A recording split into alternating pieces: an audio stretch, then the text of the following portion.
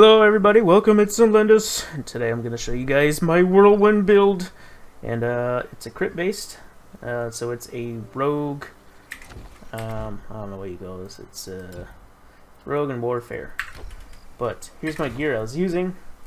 These clubs, you want these clubs because they have a high crit base chance on here. You want pierce damage, because we're scaling off a pierce in this particular build, and physical damage or increased crit chance on both of these. Pretty nice, so try and get that if you can.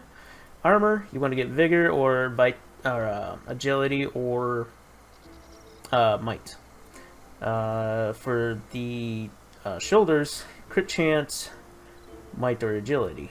Then the helmet, might or agility. You don't need to worry about like energy or anything else.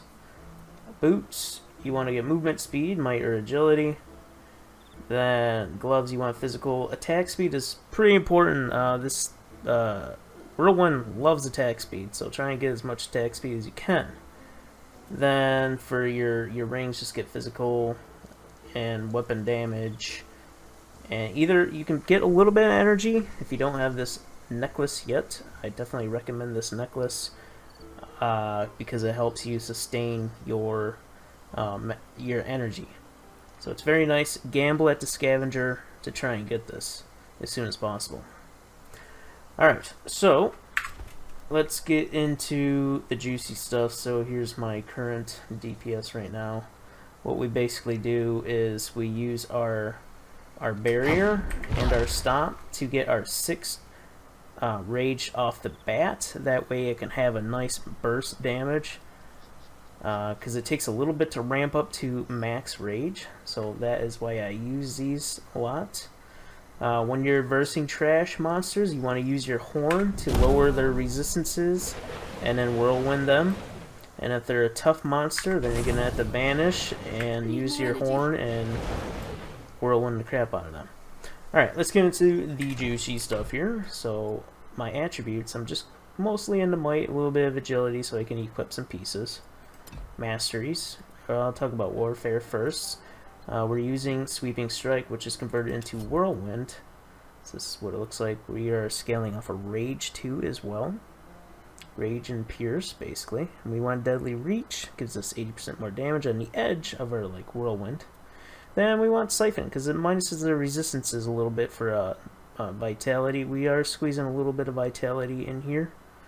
For some, I've messed with all these: sunder, reach, gain. It seems like siphon is just enough to outbeat some of these, or outbeat both of these and sunder. But you guys can play around with you if you want. I think siphon is the way to go. It's up to you guys. Alright, let's talk about the horn. Basically, it just lowers their resistances and you get a big burst of damage for 1 second. Then we use stomp just to get our rage, because you want to use this on bosses that we can't exactly get up close with, like mostly for Pan, because Pan just likes to charge right at the beginning, and I like to have my rages set up right at the bat and have them ready, whereas other bosses you can kind of already ramp up a little bit, like this boss right here. You can already have quite a bit of rage already, but this helps you get your 6 rage right off the bat, so I like it. Alright, then we have the battlefield awareness. Just get vitality, see, lots of agility, and we get a little bit of lifesteal in there too. Conservation, so we're not reserving so much. And let's get into the passive. So you want weapon proficiency. Attack speed is very nice, crit chance. You want to go into here. I took 1 point out so I can get a little bit into lifesteal over here with the rogue. So I didn't commit fully to this, even though I would have loved to. Now, getting this 10% damage anyways doesn't really give you that much. Main thing is battle rage. You want rage amount, rage on kill. Very nice.